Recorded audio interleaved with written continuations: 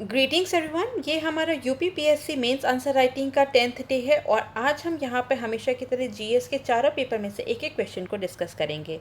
लेकिन लेक्चर शुरू करने के पहले हम आपको बता दें कि यह वीडियो आप study for civil services channel पर देख रहे हैं और आप चाहें तो हमारे पेड कोर्सेज भी ज्वाइन कर सकते हैं। अगर आप यूपीपीएससी, एमपीपीएससी, बीपीएससी के लिए प्रिपेयर करें तो आप हमारे पेड कोर्सेज ज़रूर से ज्वाइन कर लें।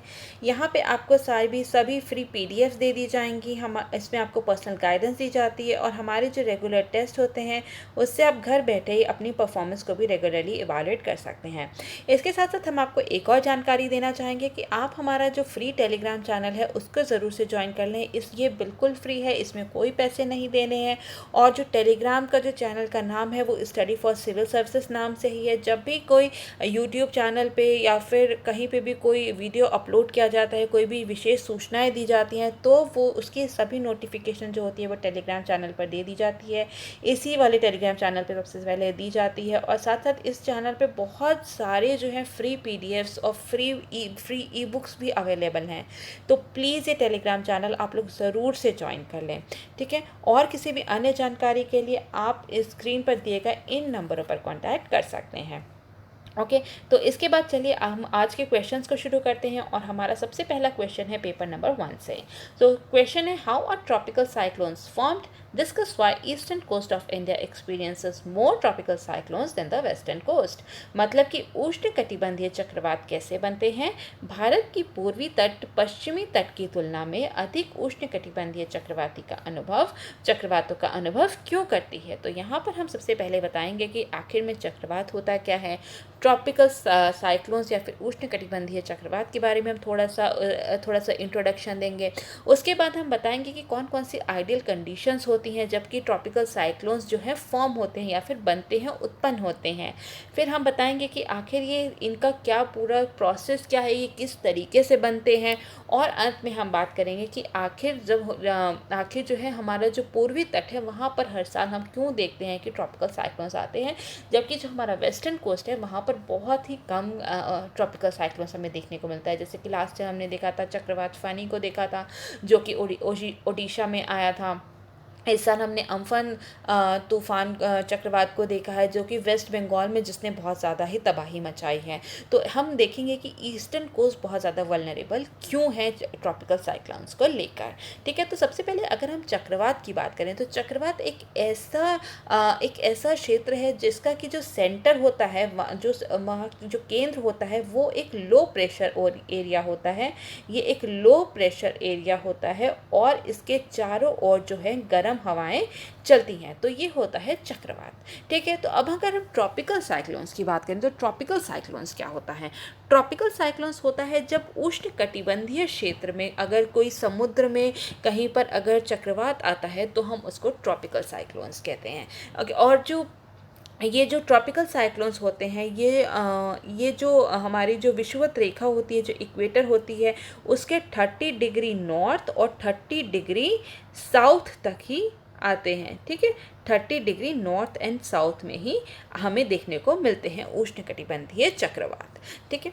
तो जब भी हम उष्णकटिबंधीय चक्रवात देखते हैं, जब भी आता है तो इसके साथ ही बहुत सारी जो हैं कई सारी चीज़ें हमें देखने को मिलती हैं, जैसे कि बहुत सारी तेज़ हवाएं चलती हैं, मूसलाधार बारिश होती है, जोर जोर से बिजली कड़कती है और कई बार हमें ऊंची ऊंची लहरें भी देखने को मिलती हैं। जो समुद्र से कई बार जो है ऊंची लहरें उठती हैं जो कि एक तूफान का रूप ले लेती हैं, जिसको कि हम स्टॉर्म सर्ज कहते हैं। और अगर हम ट्रॉपिकल साइक्लोन की बात करें तो अगर हम तो ये जो नॉर्दर्न हेमिस्फीयर है या फिर हम कह सकते हैं उत्तरी गोलार्ध जो है, इसमें चक्रवात जो है वो सुई की जो घड़ी की जो सुई होती है उसकी उल्टी दिशा में जो है वो आगे उस तरीके से आगे बढ़ता है।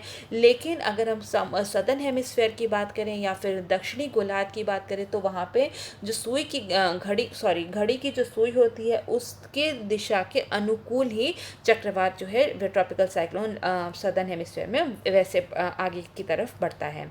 तो कौन कौन सी ऐसी आइडियल कंडीशंस हैं जो कि ट्रॉपिकल साइक्लोन को फॉर्म करने में मदद करती है या फिर उत्पन्न करने में मदद करती हैं। तो सबसे पहले हम देखेंगे कि लार्ज सी सरफेस होना बहुत ज़रूरी है। जो समुद्र होना चाहिए वो बहुत ही बड़ा होना चाहिए, ताकि जब वहाँ पे जो जब वहाँ पे जो तापमान जब होगा 27 डिग्री सेल्सियस या उससे ज़्यादा, ठीक है, टेम्परेचर जब होगा 27 डिग्री या उससे ज़्यादा, तो वहाँ पर जो जब वो सतह जो सी सरफेस है, जो समुद्र का सतह है, वो गर्म होगा, वहाँ से वाष्पीकरण होगा, उसके बाद ही जो है साइक्लोन बनता है, जिसको कि हम आगे बात करेंगे। तो लार्ज सी सरफेस होना बहुत ज़रूरी है, जिससे कि वहाँ पर कंटिन्यूअस जो है हम जो निरंतर रूप से गर्म और नम हवा की आपूर्ति होने के लिए जो है लार्ज सी सरफेस या फिर विशाल समुद्री सतह होनी बहुत ज़रूरी है, ठीक है। तापमान 27 डिग्री सेल्सियस या उससे अधिक होना चाहिए, क्योंकि तभी जो है वाटर वेपर बनेंगे, वाष्पीकरण होगा, जल का वाष्पीकरण होगा, तभी जो है जो नम और गर्म हवा है वो ऊपर उठेंगी, ठीक है। तो इसलिए टेम्परेचर होना बहुत ज़रूरी है। इसी कारण से 30 डिग्री नॉर्थ एंड साउथ तक ही ट्रॉपिकल साइक्लोन्स बनते हैं, क्योंकि उसके ऊपर अगर हम जाएंगे तो फिर जो है वहाँ पे टेम्परेचर हमें 27 डिग्री से कम मिलेगा, तो जिसकी वजह से जो है वहाँ पर जो गर्म हवाएं हैं या फिर जो समुद्री सतह हैं वो इतनी गर्म नहीं हो पाती, जिससे कि जो साइक्लोन्स हैं या फिर जो हवाएं हैं, गर्म हवाएं हैं, वो नमी को वो जो गर्म वाष्पीकरण जो जल वाष्प है उसको उठा सकें ऊपर। तो इसलिए 27 डिग्री या उससे अधिक का तापमान होना भी बहुत ज़रूरी है। कोरियोलिस फोर्स या फिर हम कह सकते हैं कोरियोलिस बल होना बहुत ज़रूरी है। कोरियोलिस बल होता है जो कि हमारी जो पृथ्वी है उसके घूर्णन के कारण जो एक बल मिलता है उसको हम कोरियोलिस फोर्स कहते हैं, और इक्वेटर पे ये जो कोरियोलिस बल होता है ये ज़ीरो होता है, और जैसे जैसे हम ऊपर बढ़ते रहेंगे वैसे वैसे कोरियोलिस बल जो है वो ऊपर वो ज़्यादा होता रहेगा, और जो पोल्स हैं वहाँ पे सबसे ज़्यादा कोरियोलिस फोर्स हमें देखने को मिलती हैं। तो इसलिए जो इक्वेटर है, ठीक है, इक्वेटर पे जैसा कि हमने कहा कोरियोलिस बल जो होता है वो ज़ीरो होता है, और तो इसीलिए तो जो इक्वेटर से लेके 5 डिग्री नॉर्थ एंड साउथ तक जो है हमें ट्रॉपिकल साइक्लोन्स देखने को नहीं मिलते हैं, इसी कारण क्योंकि यहाँ पे जो कोरियोलिस बल है, जो कोरियोलिस फोर्स है वो बहुत ही कम होता है, जिसकी वजह से यहाँ पर जो है ट्रॉपिकल साइक्लोन्स नहीं बन पाते हैं। इसके बाद हम देखते हैं कि pre existing low pressure area होना बहुत ज़रूरी है, एक कम दबाव वाला क्षेत्र होना बहुत ज़रूरी है ट्रॉपिकल साइक्लोन्स को बनने के लिए। और जो जितने भी सी लेवल सिस्टम है, जो भी हमारा समुद्र तल की प्रणाली है, उसके ऊपर जो है एक डाइवर्जेंस सिस्टम जो है, अपर डाइवर्जेंस होनी चाहिए। जो हवा जो होती है वो ऊपर जाके जब फैलती है तभी वो जो है ठंडी होती है और वो बादल बनाती है, तो इसका भी होना बहुत ज़रूरी है, ठीक है। तो ये हमने कुछ आइडियल कंडीशंस की बात की जो कि ट्रॉपिकल साइक्लोन फॉर्म होने में या उत्पन्न करने में बहुत ज़्यादा मदद करते हैं। अब हम समझेंगे कि आखिर में एक्चुअली में जो है ट्रॉपिकल साइक्लोन्स फॉर्म कैसे होते हैं। तो इसके लिए हम यहाँ पे ये जो एक डायग्राम है, हम इसकी मदद से यहाँ पर हम समझेंगे कि क्या होता है, ठीक है।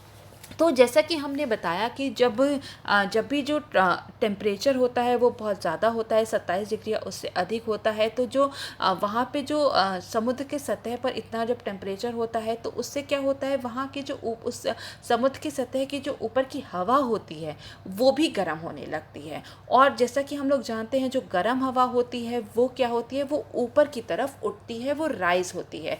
तो जब वो गर्म हवा ऊपर की तरफ उठती है, राइज होती है, तो अपने साथ वो जो जल वाष्प है उसको भी लेके वो उठती है, ठीक है। तो यहाँ पर जो है जो इवेपोरेशन की जो गुप्त ऊष्मा है या फिर हम कह सकते हैं गुप्त एनर्जी है, उसके साथ ही जो है वो गर्म और नम हवा जो है वो ऊपर उठती है और ऊपर जाके वो फैलती है, ठीक है। वो फैलती है और सैचुरेट होती है, कंडेंस होती है, जिससे कि ऊपर जाके बादल बनता है। और उसके बाद क्या होता है कि और इसी वजह से जो वहाँ पे ना एक खाली जगह बन जाती है, ठीक है। यहाँ से सपोज़ करिए, देखिए यहाँ से जैसे कि ये हवा उठ रही है, ठीक है, ये सी सरफेस है, यहाँ से गर्म और नम हवा जो है वो ऊपर उठ रही हैं, और ये ऊपर उठ के जो है यहाँ पे ये डाइवर्ज हो जाएंगी, और ये कैसे घूमती हैं, ये वृत्ताकार तरीके से ऊपर उठती हैं। क्यों ये वृत्ताकार तरीके से ऊपर उठती हैं, स्पाइरल फॉर्म में क्यों ऊपर उठती हैं, क्योंकि यहाँ पे कोरियोलिस बल लग रहा है, ठीक है। इसी की वजह से ये जो है ये वृत्ताकार तरीके से ऊपर उठ रही हैं, और ये ऊपर उठने के बाद यहाँ से जो है ये डाइवर्ज हो जाएंगी, ये फैलने लगेंगी। और ये जब फैलने लगेंगी तो यहाँ पर ये जो डिप्रेशन बन रहा है या फिर हम कह सकते हैं जो खाली जगह बन रही है, यहाँ से जो है बहुत ही तेज़ी से जो है वापस से जो है हवा नीचे आती है। तो ये जो चीज़ है, ठीक है, ये वाली जो चीज़ है इसको हम कहेंगे, एक बार मैं फिर से बता देती हूँ, यहाँ पे ये वाली चीज़ है, ये जो है ये इसको हम कहते हैं इसीलिए चक्रवात की आँख। और ये जो चक्रवात की आँख होती है ये बहुत ही शांत क्षेत्र होता है। यहाँ पे जो इसके ऊपर का जो आसमान होता है वो साफ़ होता है, यहाँ पे कोई बारिश नहीं होती है और यहाँ पे जो हवाएं होती हैं वो भी नहीं चलती हैं। तो अगर कोई भी व्यक्ति अगर चक्रवात की आँख में खड़ा है तो उसे साइक्लोन जो है वो बिल्कुल भी एक्सपीरियंस नहीं होगा।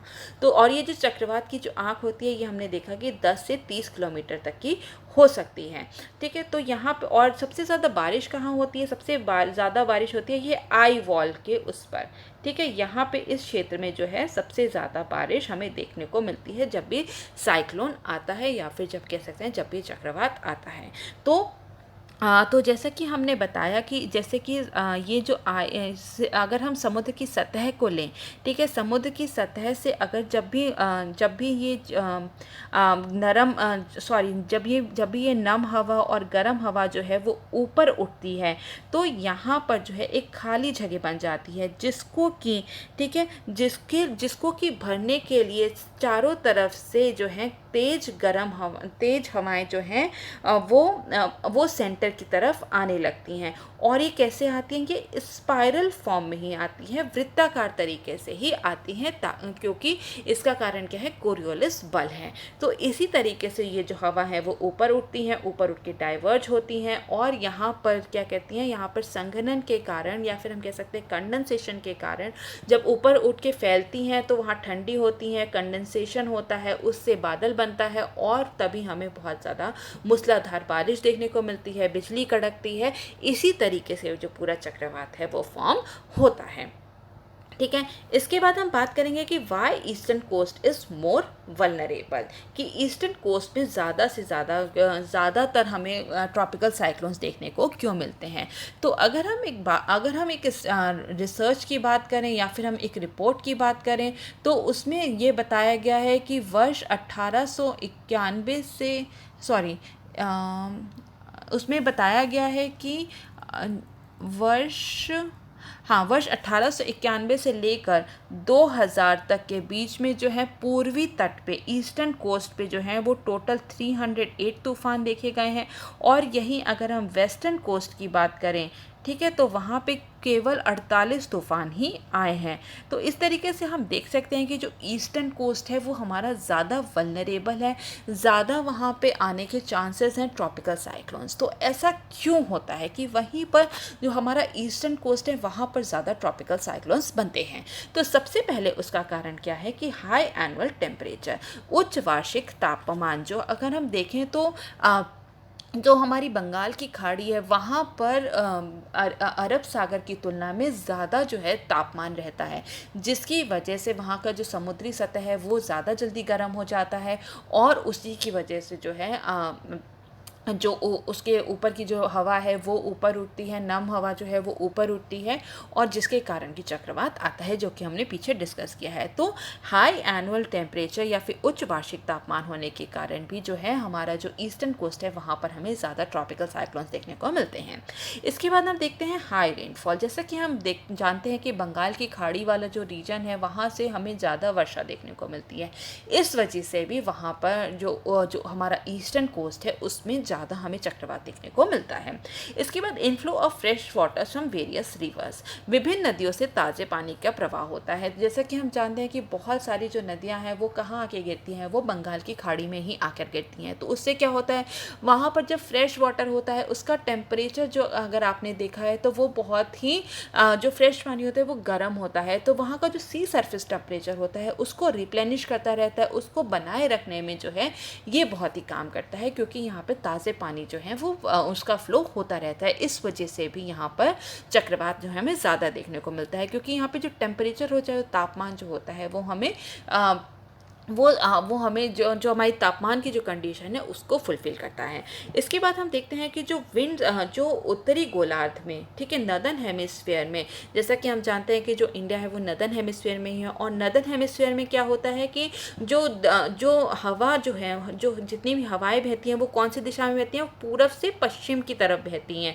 तो इस वजह से भी जो है हमारा जो पूर्वी तट है वहाँ पर ज़्यादा चक्रवात देखने को मिलता है। इसके बाद हम देखते हैं कि बहुत सारे जो टाइफून्स हैं जो कि उत्तर पश्चिम प्रशांत सागर में आते हैं, नॉर्थ वेस्ट पैसिफिक रीजन में जो उठते हैं, या फिर ईस्ट चाइना सी रीजन में जो उठते हैं, उनके जो इफ़ेक्ट होता है उसके कारण भी वो जब वो पूरब की तरफ बढ़ते हैं, तो जैसा कि हमने देखा है हवाएं किस में अंदर पूरब की तरफ बढ़ती हैं, तो जब वो पूर्व की तरफ बढ़ती हैं तो सबसे पहले कहाँ बंगाल की खाड़ी की तरफ आती हैं, तो जिस वजह से हमें और ज़्यादा यहाँ पे चक्रवात देखने को मिलता है।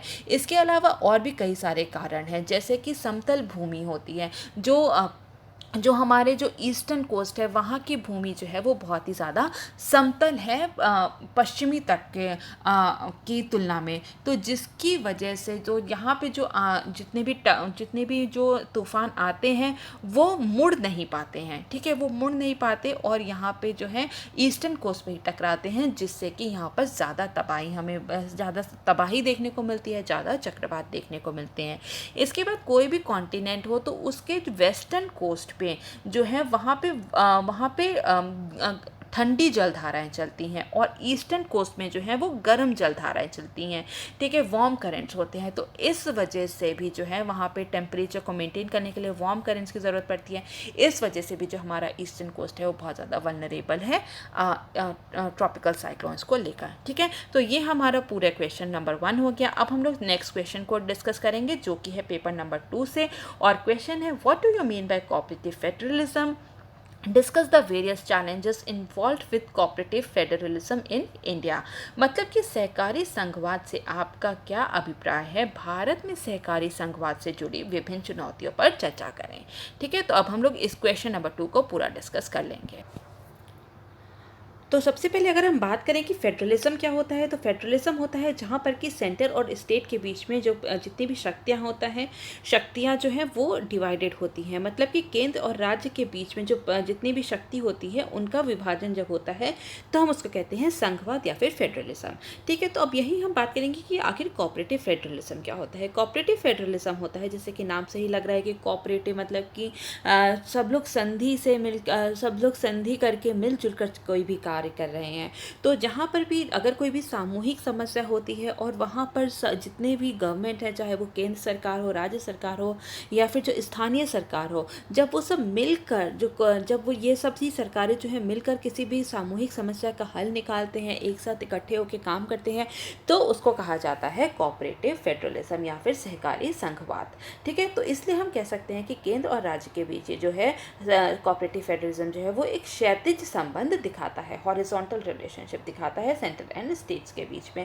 तो अगर हम देखें तो इंडिया में ऐसे कौन कौन से जो एग्जांपल्स हैं या फिर किस तरीके से कोऑपरेटिव फेडरलिज्म को एक्चुअली में लागू किया जा रहा है, तो हम देखेंगे कि इसके बहुत सारे उदाहरण, जैसे कि जोनल काउंसिल्स बनाए गए हैं, इंटर स्टेट काउंसिल्स बनाई गई हैं जो कि आर्टिकल 263 में दिए गए हैं, नीति आयोग है जहाँ पे कि जितने भी राज्य हैं, जितने भी स्टेट्स हैं, उनको बहुत ज़्यादा उनको भी रिप्रेजेंटेशन दिया गया है, उनका भी प्रतिनिधित्व है नीति आयोग में। तो इस तरीके से जो है कोऑपरेटिव फेडरलिज्म को जब भी कोई समस्या होती है तो उसको समाधान करने के लिए सभी राज्य सरकारों को जोड़ा जाता है। इसी तरह हम देखते हैं वित्त आयोग की जो सिफारिश होती है, जो 14th फाइनेंस कमीशन है, उसने बहुत सारी बताया है कि कैसे जो टैक्स का जो पैसा आता है उसको किस तरह से राज्यों के बीच में बांटना है, कितना पैसा बांटना है। तो ये सब जितने भी सिस्टम है, प्रणाली है, तो ये सब किसके अंतर्गत आता है, ये आता है कोऑपरेटिव फेडरलिज्म के अंतर्गत। और इंडिया को जैसा कि हम जानते हैं कि जो इंडिया जो है वो क्वाज़ी फेडरलिज्म उसे कहते हैं, क्वाज़ी फेडरल कहते हैं, क्योंकि यहाँ पे जो हमें फेडरल फीचर्स और यूनिटरी फीचर्स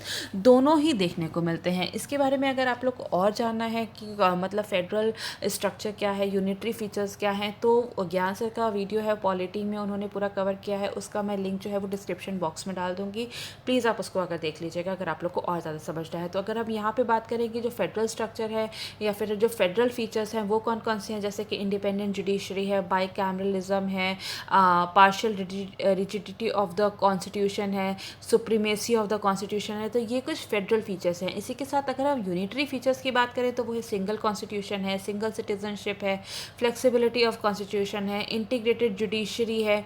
तो ये सब जो है कुछ यूनिटरी फीचर्स है। तो इन दोनों की वजह से ही इंडिया को कहा गया है, क्योंकि इनमें यूनिटरी फीचर्स भी हैं और फेडरल फीचर्स भी हैं, इसीलिए इंडिया को जो है केसी वेयरिस जी ने कहा है कि इंडिया जो है वो एक क्वाज़ी फेडरल स्टेट है। ठीक है, तो अब कौन कौन से चैलेंजेस हैं यहाँ पे इंडिया में जो कोऑपरेटिव फेडरलिज्म को लेके, अब हम एक नज़र उस पर डाल लेंगे। ठीक है, तो अगर हम पहला चैलेंज की बात करें तो इंटरनेशनल ट्रीटीज़ को इम्प्लीमेंट करते समय या फिर बनाते समय बहुत ज़्यादा हमें चुनौतियाँ देखने को मिलती है, क्योंकि जैसा कि हमने पीछे भी बात की थी कि जो केंद्र सरकार की जो अवधारणा है और जो राज्य सरकार की जो अवधारणा है वो कई बार जो है वो मेल नहीं खाती, जिससे कि हमारे जो इंटरनेशनल रिलेशंस होते हैं उस पर बहुत हमें प्रभाव देखने को मिलता है। जैसा कि हमने बात की थी कि जो तमिलनाडु गवर्नमेंट है उसकी वजह से हमारे जो इंडिया और जो श्रीलंका का जो के बीच में जो संबंध है उस पर बहुत हमें नकारात्मक प्रभाव देखने को मिलता है। इसी तरीके से अगर हम पश्चिम बंगाल की सरकार और केंद्र सरकार के बीच में जो है तालमेल नहीं बैठता है, उनकी अवधारणाएं अलग अलग हैं, उनकी सोच अलग अलग है, जिसकी वजह से हम इंडिया और बांग्लादेश का जो बीच का रिलेशन है उस पर हमें प्रभाव देखने को मिलता है। तो इस तरीके से अंतर्राष्ट्रीय संबंध जो है उस पर बहुत ज़्यादा नकारात्मक प्रभाव पड़ता है, हमें कई बार देखने को मिलता है। इसी के साथ साथ जब भी कोई इंटरनेशनल ट्रीटीज़ जब इम्प्लीमेंट की जाती है तो बहुत सारे जहाँ पे जिस स्टेट में या फिर जो स्टेट उससे अफेक्ट हो रहा होता है, तो कई बार जो है स्टेट जो है वो अपनी अलग ही डिमांड पुट करता है। तो ज़रूरी है कि जो केंद्र सरकार है वो कई बार जो है अगर जेन्युइन डिमांड्स है स्टेट की तो उसको जो है उसमें हामी भरे, तभी जो है वहाँ की जो स्टेट गवर्नमेंट है, लोकल गवर्नमेंट है, वो उस पूरे प्रोजेक्ट में या फिर उस डेवलपमेंट में, उस ट्रीटी में पूरी तरीके से अपनी भागीदारी देगी। ठीक है, तो इंटरनेशनल ट्रीटीज़ के टाइम पे हमें बहुत ज़्यादा इसमें चुनौती देखने को मिलता है कोऑपरेटिव फेडरलिज्म में। नेक्स्ट है टैक्सेशन पावर। ठीक है, कराधान की शक्तियाँ। तो जैसा कि हम जानते हैं कि जो मेजर टैक्सेस जो होते हैं वो सेंट्रल गवर्नमेंट के पास ही आते हैं। ठीक है, और इसके बाद और जब से जीएसटी इम्प्लीमेंट हुआ है उसके बाद से तो मतलब जो स्टेट्स के बहुत सारे जो टैक्सेशन थे उन सभी को जो है सब्ज्यूम कर दिया गया है जीएसटी में, जैसे कि कमर्शियल टैक्स है या फिर ऑक्ट्रॉय है, लग्जरी टैक्स है, एंटरटेनमेंट टैक्स है, जो कि अब तक सरकार इकट्ठा करती थी, अब वो क्या होता है वो जीएसटी में सब्ज्यूम कर दिया गया है।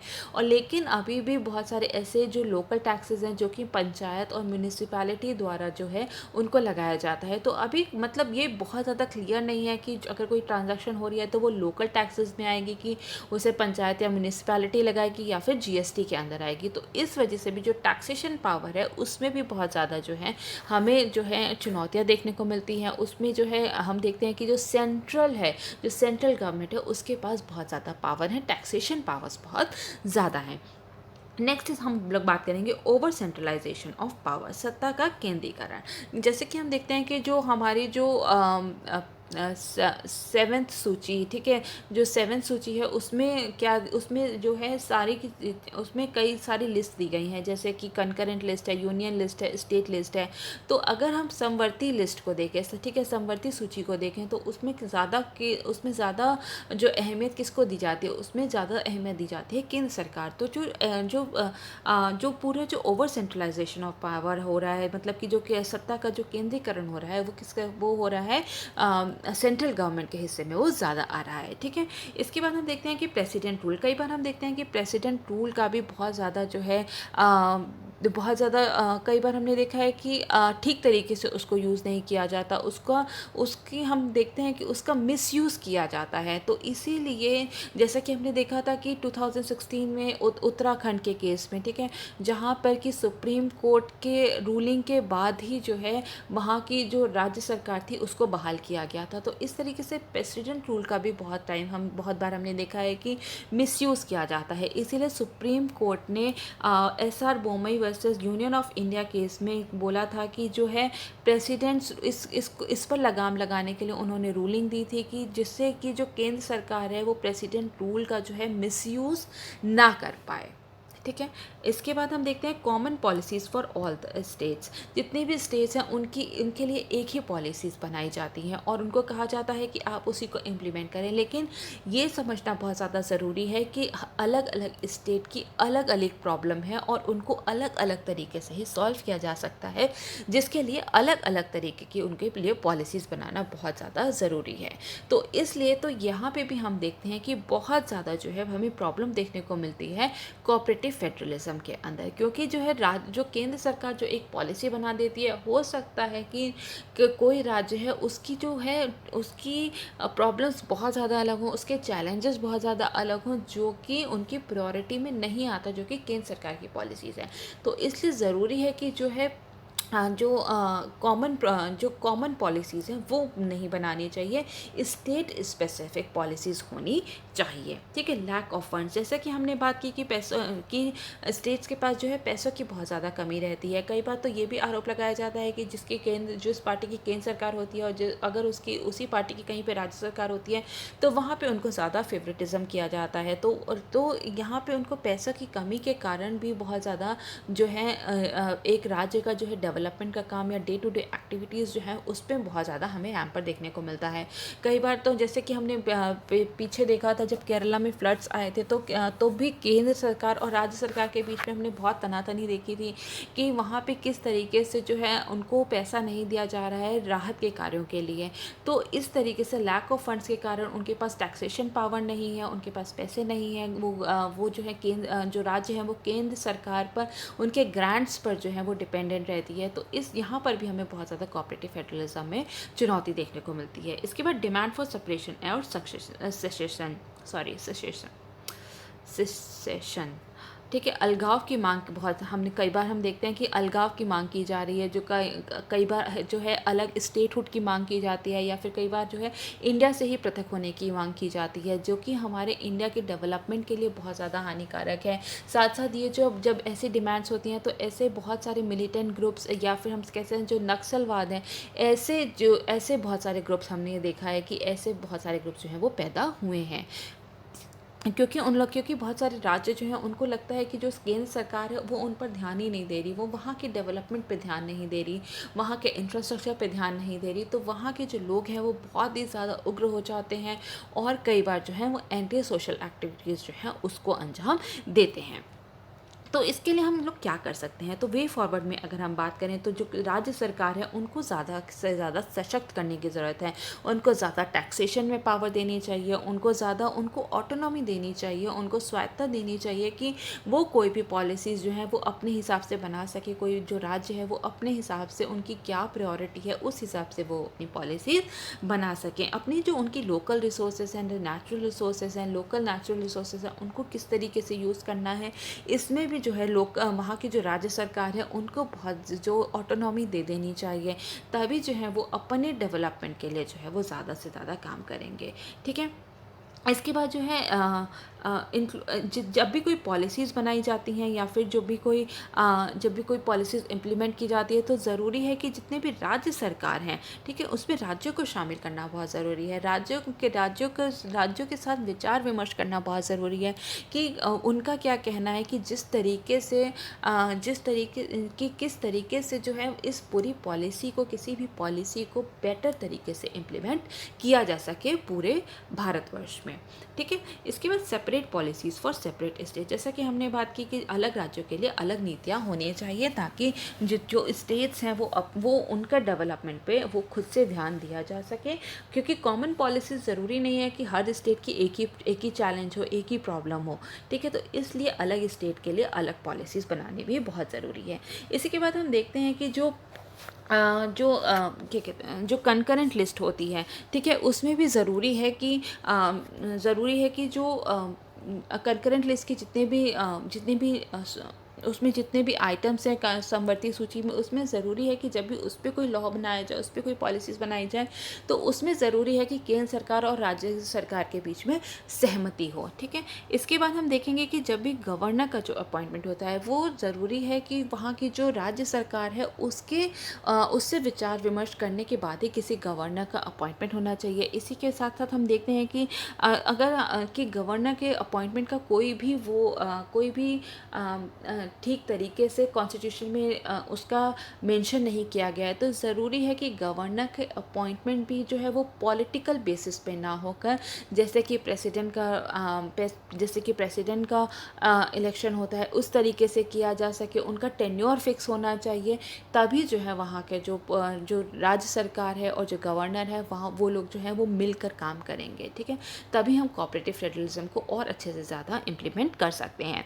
तो इसलिए ज़रूरी है कि, और भी ज़रूरी क्या है कि जोनल काउंसिल्स जो हैं, इंटर स्टेट काउंसिल्स जो हैं, इनकी जो है समय समय पर मीटिंग होनी चाहिए, ताकि जो है आपस में राज्यों के बीच में जो है वो तालमेल बैठा रहे। वो लोग जब मिलते रहेंगे, वो आपस में डिस्कस करेंगे अपनी प्रॉब्लम्स को, तो वो लोग उसका जो है वो जो सामूहिक प्रॉब्लम है उसको और बेहतर तरीके से जो है उसको सॉल्व कर सकेंगे, ठीक है। तो अगर हम कंक्लूजन में कहें तो हम ये कह सकते हैं कि जो इंडिया है उसके डेवलपमेंट के लिए, देश के हित के लिए ज़रूरी है कि जितनी भी गवर्नमेंट है, चाहे वो केंद्र सरकार हो या फिर राज्य सरकार हो या फिर जो लोकल गवर्नमेंट है, उन सबको मिलकर काम करना चाहिए। तभी जो है इंडिया जो है वो ग्रोथ कर पाएगा, ठीक है। सो ये हमारा हो गया है second question. Now we will move on to third question, और थर्ड क्वेश्चन है पेपर नंबर 3 से, और क्वेश्चन है what is Atmanirbhar Bharat Abhiyan, what are the challenges before this ambitious program and also suggest measures to achieve its goal. ठीक है, आत्मनिर्भर भारत अभियान क्या है, इस महत्वाकांक्षी कार्यक्रम के समक्ष क्या चुनौतियां हैं, और इसके लक्ष्य को प्राप्त करने के उपाय भी सुझाएं। तो अब हम लोग आत्मनिर्भर अभियान जो है उसको हम डिस्कस यहाँ पर करेंगे। तो सबसे पहले हम लोग बात करेंगे कि आखिर ये आत्मनिर्भर भारत अभियान है क्या। तो इसमें जो जैसे कि हम जानते हैं कि जो कोरोना की वजह से हमारे देश में लॉकडाउन लगाया गया था, और लॉकडाउन की वजह से जो जितने भी बिजनेस थे वो ठप पड़ गए हैं। तो अब हमारी जो इकोनॉमी है वो भी बहुत ज़्यादा बैठ गई है। तो उसको रिवाइव करने के लिए, उसको पुनर्जागरण करने के लिए हमारे जो प्रधानमंत्री जी हैं उन्होंने 12 मई को आत्मनिर्भर भारत अभियान की घोषणा की थी, जिसके अंतर्गत उन्होंने कहा था कि जो हमारी अर्थव्यवस्था है उसमें उसको 20 लाख करोड़ रुपए का पैकेज देने की बात कही थी, जो कि देश के 10% जीडीपी के बराबर है, ठीक है। तो हम कह सकते हैं कि ये जो आत्मनिर्भर भारत अभियान है, ये एक इकोनॉमिक स्टिमुलस पैकेज है, मतलब कि आर्थिक प्रोत्साहन पैकेज है। इसके अंतर्गत ये नहीं कहा गया कि हम जो बाहरी जो दुनिया है या फिर और जो कंट्रीज़ हैं उनसे हम बिल्कुल भी कट हो जाएंगे, जबकि इसमें कहा गया है कि जो हम लोग अभी तक प्रोडक्ट्स जो हैं वो आयात करते थे उसको यहाँ पे लोकली बनाया जाए, ताकि जो है हम खुद से आत्मनिर्भर हो सकें। और इस ग्लोबलाइजेशन के ज़माने में ग्लोबलाइजेशन के ज़माने में जितनी भी अर्थव्यवस्था जो जुड़ी हुई है, पहले हम खुद से सेल्फ रिलायंट होंगे, उसके बाद जो हमारे जो प्रोडक्ट्स होंगे उसको हम एक्सपोर्ट करेंगे और अपनी जीडीपी को पूरी तरीके से रिवाइव करेंगे, एक्सपोर्ट को प्रमोट करके, ठीक है। तो इस तरीके से पहले उन्होंने बोला, प्रधानमंत्री जी ने बोला कि वोकल फॉर लोकल, ठीक है। जो भी प्रोडक्ट हैं अगर आप लोकली उसको बना रहे हैं, उसकी डिमांड कर रहे हैं, तो हमारी जो अर्थव्यवस्था है वो ज़्यादा जल्दी जो है वो उभर पाएगी। तो इसके अंतर्गत इन्होंने जो है 4 चीज़ों पर ध्यान केंद्रित किया है, वो है भूमि, श्रम, तरलता और कानून, मतलब कि land, labour, liquidity and loss. तो लैंड क्या है, लैंड के अंतर्गत जितनी भी परियोजनाएं हैं उनके लिए जो है भूमि अधिग्रहण किया जाएगा। इसके बाद अगर हम लेबर की बात करें तो इसमें श्रम सुधार की बात की गई है, और लिक्विडिटी की बात करें तो इसमें कहा गया है कि मार्केट में कैश फ्लो को बढ़ाया जाएगा। और अगर हम लॉ की बात करें तो एक तो कानून को सरल बनाया जाएगा, ताकि जो है आसानी से किसी भी नए उद्योग की स्थापना की जा सके, ठीक है। तो इस पर इन 4 चीज़ों पर ध्यान केंद्रित किया जाएगा। और अगर हम बात करें तो इसके 5 स्तंभ हैं, ठीक है। आत्मनिर्भर भारत के 5 स्तंभ है, या फिर हम कह सकते हैं 5 पिलर्स हैं। पहला है इकोनॉमी या फिर अर्थव्यवस्था। तो हमारी जो इकोनॉमी इतनी ठप हो गई है कि हमें जो इंक्रीमेंटल चेंज की ज़रूरत नहीं है, हम धीरे धीरे नहीं बढ़ सकते, हमें एक लंबे उछाल की ज़रूरत है, एक क्वांटम जंप की ज़रूरत है अपनी अर्थव्यवस्था को सही राह पे लाने के लिए। नेक्स्ट इज इंफ्रास्ट्रक्चर, या फिर हम कह सकते हैं अवसंरचना, मतलब कि जितनी भी हमें मॉडर्न टेक्नोलॉजी या फिर हम कह सकते हैं मॉडर्न इंफ्रास्ट्रक्चर को डेवलप करना पड़ेगा ताकि हम उससे अपने एक भारत की नई पहचान बना सकें। सिस्टम्स पर ध्यान देना बहुत ज़रूरी है, प्रणाली जो है पूरी प्रणाली पर ध्यान बहुत देना ज़रूरी है, ताकि जो 21वीं सदी के सपनों को साकार करने के लिए जो जितनी भी के लिए जितनी भी मॉडर्न टेक्नोलॉजीज़ की ज़रूरत पड़ती है हम उस पर ध्यान दे सकें, उसको हम एक बेस बना सकें। ठीक है, तो जितना भी जो टेक्नोलॉजी पर जितना भी हमारी जो ग्रोथ होगी वो आधारित होगी। इसके बाद हम बात करेंगे डेमोग्राफी की या फिर जनसांख्यिकी की। जैसा कि हम जानते हैं कि जो इंडिया है ये एक युवा देश है और यहाँ पे जो है युवा इसकी बहुत बड़ी शक्ति है। तो इस शक्ति को कैसे यूज़ करना है ताकि इंडिया को और ज़्यादा इंडिया की जो अर्थव्यवस्था है उसको और जल्दी बूस्टअप किया जा सके। इसके बाद डिमांड है, मतलब कि मांग। तो जो जितनी भी जो हम देखते हैं कि जो लॉकडाउन के पीरियड में जो सामान की जो डिमांड थी, जितने भी हमारे जो लोग डिमांड करते थे उसकी डिमांड चीज़ों की डिमांड बहुत ज़्यादा कम हो गई। तो उस डिमांड को, उस मांग को कैसे बढ़ाना है इस पर भी ध्यान केंद्रित किया जाएगा। ठीक है, तो ये जो पूरा अभियान है ये जो अभियान है इसको 2 चरणों में लागू किया जाएगा। पहले अगर हम फर्स्ट फेज़ में देखें तो चिकित्सा, वस्त्र हैं, क्लोथ्स हैं, इलेक्ट्रॉनिक्स आइटम है, प्लास्टिक आइटम्स हैं, टॉयज़ हैं, इन सारे फील्ड्स में, इन सारे सेक्टर्स को पहले इस पर फोकस किया जाएगा। और सेकेंड फेज़ में रत्न एवं आभूषण है, जेम्स एंड ज्वेलरी है, फार्मास्यूटिकल सेक्टर है, स्टील सेक्टर है, इन पर फोकस किया जाएगा। ठीक है, इसके बाद अगर हम देखें तो इसमें क्या क्या इंक्लूड किया गया है या फिर क्या क्या समाविष्ट हैं, अब हम उसमें देखेंगे। तो अगर हम पहले देखें तो इसमें एमएसएमई सेक्टर की ग्रोथ की बात की गई है कि उसका विकास के बढ़ावा कैसे देना है, और साथ साथ एनबीएफसी सेक्टर है जो नॉन बैंकिंग फाइनेंशियल कॉरपोरेशन है, उन पर भी फोकस करने की बात कही गई है। सेकेंड है कि प्रवासियों और किसानों की मदद करना, to help migrants and farmers. ठीक है, थर्ड इज कृषि एंड संबद्ध क्षेत्र एग्रीकल्चर एंड अलाइड सेक्टर्स पर ध्यान देना, एफडीआई में बढ़ोतरी करना ताकि जितने भी हम बाहर से पैसा ला सकें, बाहर से कंपनीज में पैसा ला के उनमें निवेश किया जा सके। इसके बाद hike in allocation of MNREGA scheme bye ₹40,000 crore rupees, मतलब कि जितना भी मनरेगा के लिए जितने भी राशि आवंटन की गई थी उसमें 40,000 करोड़ रुपए से उसमें बढ़ोतरी की गई है, उसमें वृद्धि की गई है। ठीक है, तो ये हमने बात कर ली कि आत्मनिर्भर अभियान आखिर में है क्या। तो अब हम इसकी चुनौतियों के बारे में बात करेंगे या फिर हम कह सकते हैं जिसके हम चैलेंजेस की बात करेंगे। तो हम देखें तो आत्मनिर्भर अभियान जो है उसका बहुत ज़्यादा जो है क्रिटिसिज्म भी हुआ है, क्रिटिसाइज उसको बहुत ज़्यादा किया गया है। क्योंकि इसमें कहा जा रहा है कि जो गवर्नमेंट है वो अपने एक्सपेंडिचर को बिल्कुल भी नहीं बढ़ा रही है, गवर्नमेंट अपने व्यय को जो है वो नहीं बढ़ा रही है। गवर्नमेंट का जो एक्सपेंडिचर है ऐसा एक अनुमान लगाया जा रहा है कि जो पूरे जो 20 लाख करोड़ जो रुपए हैं जो स्टिमुलस पैकेज दिया जा रहा है उसमें जो गवर्नमेंट का एक्सपेंडिचर जो है वो केवल उसमें से 1% है, ना कि 10% ऑफ जीडीपी जैसा कि बताया जा रहा है। ठीक है, इसी के साथ साथ इसी के साथ साथ ये भी कहा जा रहा है कि जो इसमें ये जो 10% ऑफ जीडीपी जो है इतने का फिस्कल स्टिमुलस नहीं दिया जा रहा है, क्योंकि इसमें और भी ऐसे भी बहुत सारे स्कीम्स जो हैं वो इंक्लूड की गई हैं जो कि आरबीआई ने जो फिस्कल स्टिमुलस जो दिया था पहले से उसको भी इसी के अंतर्गत इंक्लूड किया गया है। तो इसलिए कहा जा रहा है कि ऐसा अनुमान लगाया जा रहा है कि ये जो पैकेज दिया जा रहा है करीब 5% ऑफ जीडीपी को दिया जा रहा है। इसके साथ साथ ये भी कहा जा रहा है कि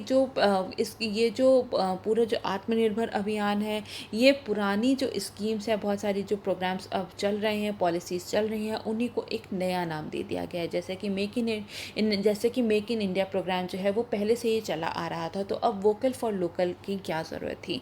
तो इस तरीके से बहुत तरीके से इसको क्रिटिसाइज़ किया जा रहा है। तो अगर हम इसके चैलेंजेस को देखें तो सबसे पहला हम देखते हैं लिक्विडिटी का। ठीक है, लिक्विडिटी या फिर हम तरलता इसको कह सकते हैं। तो इसका बहुत बड़ा चैलेंज है। क्योंकि जो भी 20 लाख करोड़ का जो पैकेज दिया जा रहा है उसमें सबसे ज़्यादा ध्यान किस पे दिया जा रहा है कि एमएसएमई सेक्टर को कैसे रिवाइव करना है, एनबीएफसी सेक्टर पर ध्यान दिया जा रहा है। तो इसमें क्या है कि जितने भी जो क्रेडिट को जो इन्फ्यूज़ किया जा रहा है या फिर जो कैश को इन्फ्यूज़ किया जा रहा है वो सबसे पहले कहाँ किया जाएगा, वो बैंक्स में किया जाएगा और फाइनेंशियल सेक्टर में किया जाएगा। तो इसलिए और वो इकोनॉमी में नहीं इन्फ्यूज़ किया जाएगा, वो इकोनॉमी में उसको डायरेक्टली नहीं दिया जाएगा। तो ये जो आरबीआई से जो बैंक में जाता है पैसा, बैंक से फिर उसके बाद जो लोगों के पास जाता है, लोगों के हाथों में आता है, तो ये जो पूरा प्रोसीजर है इतना लंबा, आरबीआई से बैंक के पास से फिर लोगों के पास, ये इट्सल्फ बहुत ही चुनौतीपूर्ण है। तो यहाँ पे लिक्विडिटी की जो बात है वो बहुत बड़ी चुनौती है। फिर इसके बाद हम बात करेंगे सप्लाई साइड पुश की, मतलब कि आपूर्ति पक्ष की। इसमें बात की जा रही है कि जितने भी बिजनेसेस हैं उनको रिवाइव करने की बात की जा रही है, ताकि जो सामान है उनको बनाया जा सके, फैक्ट्रीज़ को चालू किया जा सके, उनको फिर से स्टार्ट किया जा सके। लेकिन प्रॉब्लम कहाँ है? प्रॉब्लम है डिमांड साइड पर। लोग डिमांड नहीं कर रहे, और जब तक लोग डिमांड नहीं करेंगे तब तक सप्लाई होकर क्या होगा? अगर फैक्ट्री में सामान बन के तैयार भी हो गया, जब तक डिमांड नहीं है तो उस सामान का कोई भी फ़ायदा नहीं है। Next is credit supply may not lead to investment.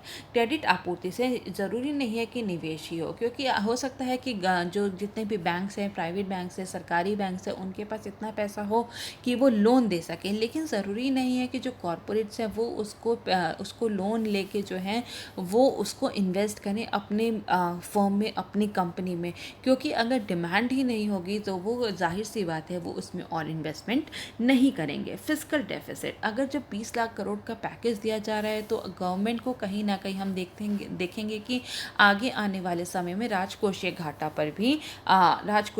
भी देखने को मिल सकता है। बैकवर्ड एंड फॉरवर्ड लिंकेजेस, ठीक है। बैकवर्ड लिंकेजेस होता है जो एमएसएमई सेक्टर है उनको रॉ मटेरियल कहाँ से आएगा, और उनके पास जो तैयार सामान है वो आगे उसकी कैसे सप्लाई करेंगे, क्योंकि लॉकडाउन पीरियड चल रहा है, वो अपना सामान को एक स्थान से दूसरे स्थान तक कैसे पहुँचाएंगे, लोगों तक कैसे पहुँचाएंगे।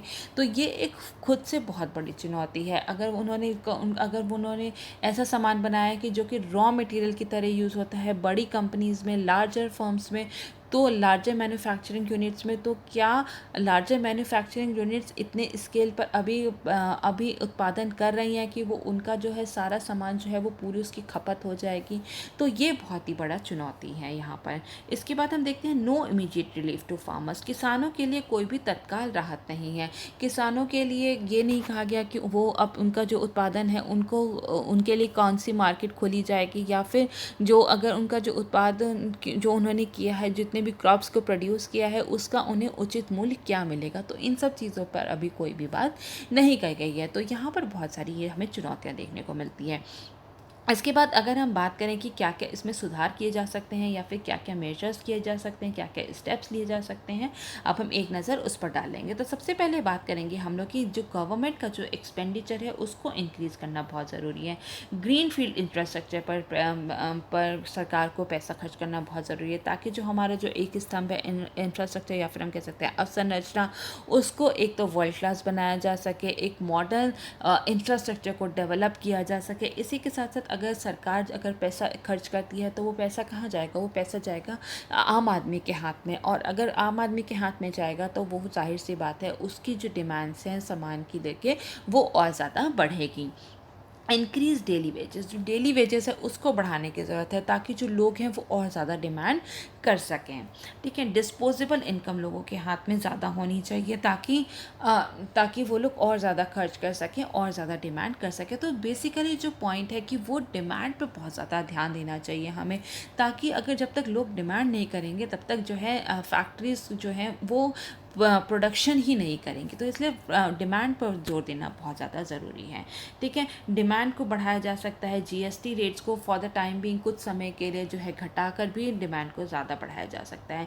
फ्री इंटर स्टेट ट्रेड, मुक्त अंतर्राज्यीय व्यापार, ताकि जो भी मैन्युफैक्चरर्स हैं वो अगर अपना कोई सामान बना रहे हैं तो वो दूसरे राज्य में जो है अपना सामान पहुंचा सकते हैं जहां पे उनके सामान की ज़्यादा डिमांड है, जिससे कि उनके जो उत्पादन है, उनके जो प्रोडक्ट्स हैं उसका उन्हें ज़्यादा अच्छा दाम भी मिल सके।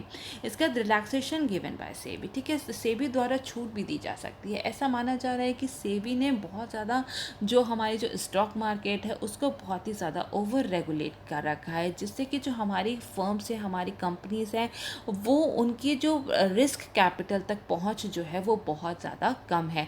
तो जिससे कि उन्हें क्या करना पड़ता है, उन्हें यहाँ पे यहाँ के जो प्राइवेट बैंक हैं या फिर जो यहाँ के जो सरकारी बैंक हैं उनकी तरफ मुँह करना पड़ता है लोन के लिए। तो जो कि कई बार होता है, अगर वो डिफ़ॉल्टर्स होते हैं, अगर वो पैसा नहीं चुका पाते, तो हमारे ही जो बैंक्स हैं उनका जो एनपीए जो है वो बहुत ज़्यादा बढ़ता है। तो ज़रूरी है कि जो सेबी जो सेबी है वो थोड़ी सी जो स्टॉक मार्केट में जो है वो छूट दें। तो तो इसलिए हम देखते हैं कि और हमने क्या और हम ये भी देखते हैं कि जो हमारा जो सरकार ने जो स्टिमुलस पैकेज दिया है वो और देशों के मुकाबले जो है वो बहुत ही ज़्यादा कम है। जैसे कि अगर हम जापान की बात करें तो जापान ने जो 21% का स्टिमुलस पैकेज दिया है, यूएसए ने 13% का दिया है, स्वीडन ने 12% का दिया है, और इंडिया ने जो कितना दिया है वो 10% ऑफ जीडीपी दिया है। तो हम देखते हैं कि जैसे कि इंडिया जो है वो सेकेंड मोस्ट पॉपुलस कंट्री है पूरे विश्व की, तो वहाँ पे 10% ऑफ जीडीपी जो है उसमें भी बहुत सारे, अगर हम क्रिटिसिज्म देखें तो हार्डली 5% या 6% जो है स्टिमुलस पैकेज इसमें दिया जा रहा है अपनी पूरी अर्थव्यवस्था को उभारने के लिए। तो ये बहुत ही कम है। तो ज़रूरी है कि जो गवर्नमेंट का जो एक्सपेंडिचर है उसको और बढ़ाया जाए। ठीक है, तो अगर हम ओवरऑल बात करें तो ये जो पूरा अगर आत्मनिर्भर अभियान है, अगर उसको ठीक से इम्प्लीमेंट किया जाए तो हमारी इकोनॉमी के लिए बहुत ही अच्छा साबित हो सकता है। हमारे जो लोकल प्रोडक्ट्स हैं, जो हमारे उसको उसकी डिमांड को बढ़ाया जा सकता है, हमारी हैंडीक्राफ्ट्स इंडस्ट्रीज़ को बढ़ावा दिया जा सकता है, एमएसएमई सेक्टर को बढ़ावा दिया जा सकता है।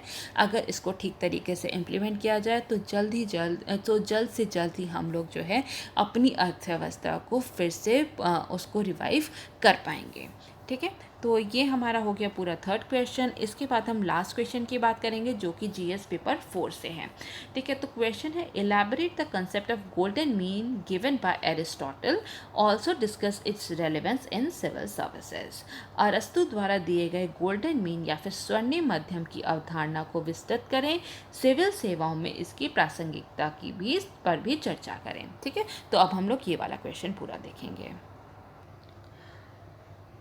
तो जो एरिस्टोटल है उन्होंने बुद्धि पर या फिर वर्च्यू पर बहुत ज़्यादा जोर दिया था। उन्होंने कहा था कि जितने भी हमारे जो इमोशंस होते हैं उस पर कंट्रोल कौन करता है, उस पर जो इमोशंस जो होते हैं उसका जो वो कोई व्यक्ति जो है उस पर कंट्रोल करता है जो उसके पास बुद्धि होती है।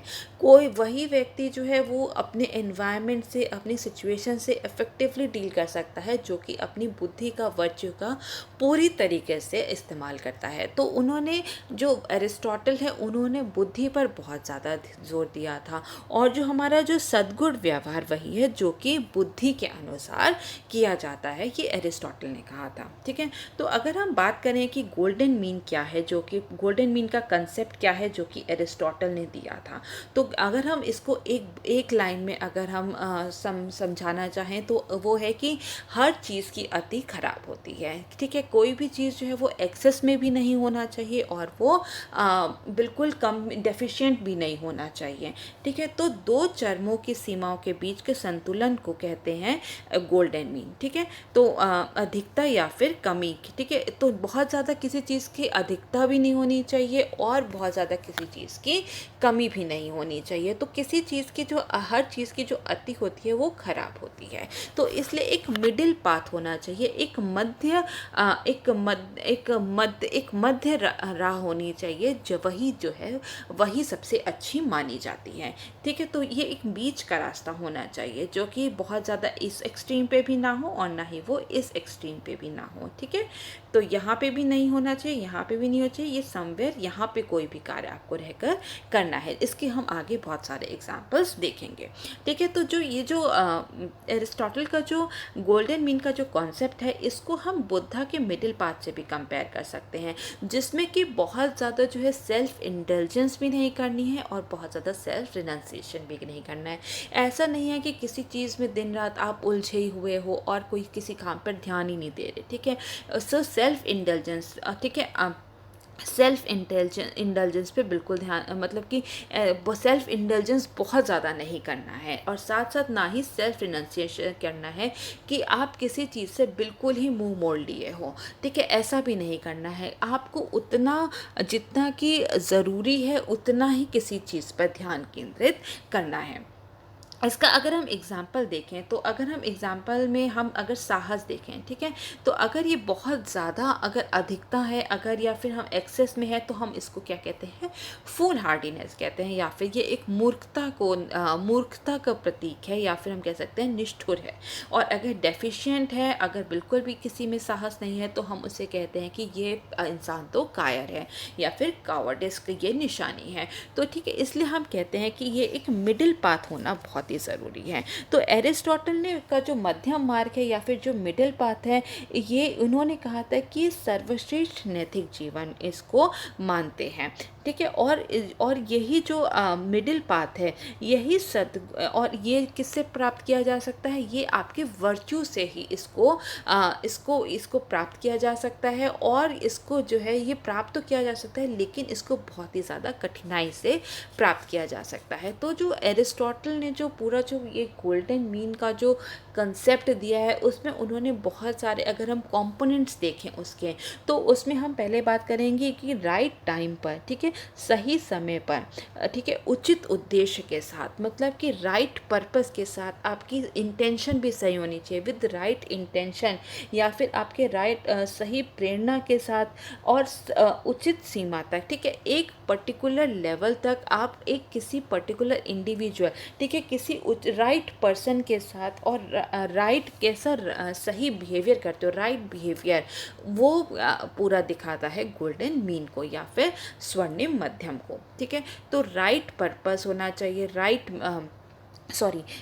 टाइम होना चाहिए, राइट पर्पस होना चाहिए, राइट इंटेंशन होना चाहिए, राइट पर्सन होना चाहिए, और राइट बिहेवियर होना चाहिए। कोई भी एक्सट्रीम में रह के आपको काम नहीं करना है, आपको उसका एक मिड वे ढूंढना है, मिड पाथ ढूंढना है, और उस पर ही काम करना है। ठीक है, तो और जब भी आप कोई भी कार्य करते हो, तो आपको बहुत ही ज़्यादा जो है किसी एक्सट्रीम पे जाने की ज़रूरत नहीं है। आपको अपनी बुद्धि से काम करना है, आपको अब एक उसको युक्तिपूर्वक तरीके से आपको कोई भी कार्य करना है, और कोई भी डिसीजन उसको लेना है, मिडिल पाथ में रह के। ठीक है, तो ये जो पूरा कॉन्सेप्ट है, ये एरिस्टोटल का गोल्डन मीन का कॉन्सेप्ट है, या फिर हम कह सकते हैं स्वर्णिम मध्यम का कॉन्सेप्ट है। तो इसका अगर हम देखें कि जो सेकेंड पार्ट है कि जो सिविल सर्विसेज में इसकी क्या रेलेवेंस है, अब हम उस पर देखेंगे। ठीक है, तो अगर हम उसमें देखें, तो ये जो पूरा जो कॉन्सेप्ट है एरिस्टोटल का गोल्डन मीन का, तो ये क्या करता है, ये हमें व्यक्तिगत और सार्वजनिक जीवन के बीच संतुलन बनाए रखने के लिए मदद करता है। क्यों? क्योंकि अगर कई बार ऐसा होता है कि बहुत सारे सिविल सर्वेंट्स ऐसे होते हैं जो कि बिल्कुल ही अपनी ड्यूटी में लगे रहते हैं, और अपनी फैमिली पे बिल्कुल भी ध्यान नहीं देते। और कुछ हो सकते हैं, अगर हम दूसरे एक्सट्रीम की बात करें, तो वो केवल फैमिली पे ध्यान देते हैं, अपनी ड्यूटी पे ध्यान नहीं देते। लेकिन गोल्डन मीन का कॉन्सेप्ट क्या कहता है कि दोनों तरफ से बहुत ज़्यादा सेल्फ इंडल्जेंस भी नहीं करना चाहिए, सेल्फ रिनंसिएशन भी नहीं करना चाहिए, बिल्कुल पूरी तरीके से त्याग भी नहीं करना है, पूरी तरीके से लिप्त भी नहीं रहना है, और एक मिडिल वे में रह के दोनों ही लाइफ में, पब्लिक लाइफ में और पर्सनल लाइफ में, दोनों ही को दोनों ही से इफेक्टिवली डील करना है। Next is रीअफर्म्स the balance needed in life. जीवन में आवश्यक संतुलन बनाए रखने में मदद करता है। क्योंकि जैसे कि हमने वह कहा कि अगर संतुलन नहीं बनाएंगे, तो कोई व्यक्ति होता है वो बहुत ही ज़्यादा हो सकता है करप्ट हो जाए। ठीक है, जैसे कि ये सिर्फ एक एग्जांपल है। ओके, सो अगर अतिरिक्त है तो धन की अनियंत्रित संचय करने लगेगा, हो सकता है कोई व्यक्ति, या फिर अगर कमी है तो अपने कर्तव्य पर अपर्याप्त ध्यान देना है, वो अपनी ड्यूटी पर बिल्कुल भी ध्यान ही नहीं देगा। तो ये संतुलन कैसे बनाना है कहीं पर, इसका हमें जो है इसमें हमें मदद करता है पूरा ये गोल्डन मीन का कॉन्सेप्ट। नेक्स्ट इज ट्रांसपेरेंसी, या फिर हम कह सकते हैं पारदर्शिता। तो जैसे कि हम जानते हैं कि जो सिविल सर्वेंट्स होते हैं, उनको बहुत सारी पॉलिसीज़ फॉर्मुलेट करनी पड़ती है, उनको बहुत सारे डिसीजंस लेने पड़ते हैं, बहुत सारे मैटर्स पर डिसीजन लेने पड़ते हैं, तो उसमें पारदर्शिता होनी चाहिए, लेकिन एक सीमा तक पारदर्शिता होनी चाहिए, क्योंकि अगर बहुत ही ज़्यादा अतिरिक्त में पारदर्शिता होगी तो हो सकता है वो देश की सुरक्षा के लिए खतरा पैदा कर सकता है, या फिर हो सकता है कि कहीं पे कोई कार्य करना हो उसमें बहुत ज़्यादा देरी हो, क्योंकि अगर पारदर्शिता बहुत ज़्यादा होगी, अगर सबको कोई कार्य पता होगा कि कार्य की क्या योजना है, तो हो सकता है कोई असामाजिक तत्व हो और वो उस कार्य करने में जो है रुकावट पैदा करे। तो इसलिए पारदर्शिता जो है वो भी एक हद तक होनी चाहिए, वो एक मिडिल पार्ट में होनी चाहिए। लेकिन अगर बहुत ही कम पारदर्शिता है किसी चीज़ को लेके, तो वहाँ पे क्या हो सकता है, वहाँ पे भ्रष्टाचार पैदा हो सकता है, भ्रष्टाचार उत्पन्न हो सकता है। It may lead to corruption. Okay, so next is empathy या फिर सहानुभूति। सहानुभूति होनी बहुत ज़रूरी है, जो कि बहुत ज़रूरी है यहाँ समाज के कल्याण के लिए, देश के कल्याण के लिए बहुत ज़रूरी है, देश के डेवलपमेंट के लिए बहुत ज़रूरी है। एम्पैथी बहुत ज़रूरी है, कहीं पर भी अगर डेवलपमेंट करना है या फिर किसी जो पुअर और वीकर सेक्शन है उनको कोई लाभ पहुँचाना है, तो वहाँ पर सहानुभूति होनी बहुत ज़रूरी है। उनके लिए किस तरीके से पॉलिसी बनानी है, तो आपके अंदर एक एम्पैथी होनी बहुत ज़रूरी है, सहानुभूति होनी बहुत ज़रूरी है। लेकिन ये भी मिडिल पार्ट में रह गए, क्योंकि बहुत ज़्यादा अगर अतिरिक्त होगी तो किसी क्षेत्र के विकास के लिए वो बाधा हो सकती है। क्योंकि अगर आप बहुत ज़्यादा अगर आप एम्पैथेटिक हो जाओगे तो आपको लगेगा कि उनको कैसे हम नुकसान पहुंचा सकते हैं, उनको हम कैसे डिस्प्लेस कर सकते हैं, उनके लिए हम कैसे कार्य कर सकते हैं, तो आप बहुत ज़्यादा ही इंडल्ज हो जाओगे उस चीज़ में। तो आप ठीक से जो है एक न्यूट्रल हो के आप जो है कोई भी डिसीजन नहीं ले पाओगे। लेकिन अगर बहुत ज़्यादा कमी है, ठीक है, अगर आप में बिल्कुल भी एम्पैथी नहीं है, तो ये भी आपके अंदर एक बहुत ज़्यादा कमी है। क्योंकि इससे जो हमारा जो समावेशी विकास है उस पर बहुत ज़्यादा नकारात्मक प्रभाव हमें देखने को मिलेगा। क्योंकि जो हमारे पुअरर और वीकर सेक्शंस लोग हैं, मार्जिनल सेक्शन जो हैं के लोग हैं, उनके प्रति आप नहीं सोच पाओगे, उनके कल्याण के लिए आप नहीं सोच पाओगे। तो एम्पैथी होनी चाहिए, लेकिन वो भी एक हद तक, वो भी एक सीमा में रहकर। इसके बाद अगर हम लॉस की बात करें या फिर कानून की बात करें, तो सिविल सर्वेंट जब कानून बनाते हैं, कानून को इम्प्लीमेंट करते हैं, तो उसमें भी एक मिडिल वे हमें चुनना होता है। क्योंकि अगर बहुत ही ज़्यादा स्ट्रिक्ट लॉ होगा तो हो सकता है कि जो वहाँ के जो लोग हैं, जो उस देश के नागरिक हैं, वो उस लॉ का प्रोटेस्ट करें, वो उसके अगेंस्ट चले जाए। जैसे कि कई बार हमने देखा है कि जो कुछ असामाजिक तत्व होते हैं वो रेल की पटरी उखाड़ देते हैं या कुछ भी करते हैं, अगर बहुत ही सख्त कानून कहीं पर होता है तो। इसलिए जो है बहुत ही सख्त कानून भी नहीं होना चाहिए और बहुत ही लीनियंट भी नहीं होना चाहिए। क्योंकि अगर बहुत ही लीनियंट होगा तो लोग उसको सीरियसली लेंगे ही नहीं और उसको फॉलो भी नहीं करेंगे। तो इसलिए ये भी एक सीमा में ही होना चाहिए।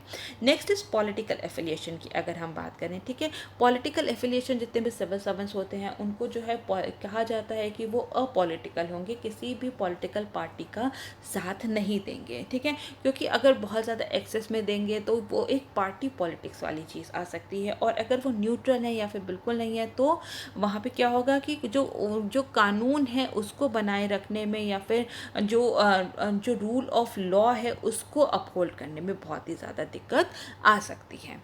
तो ये इसकी कुछ एप्लीकेशंस हैं जो एरिस्टोटल ने कॉन्सेप्ट दिया है पूरा गोल्डन मीन का। सो ये हमने 4th क्वेश्चन भी डिस्कस कर लिया है।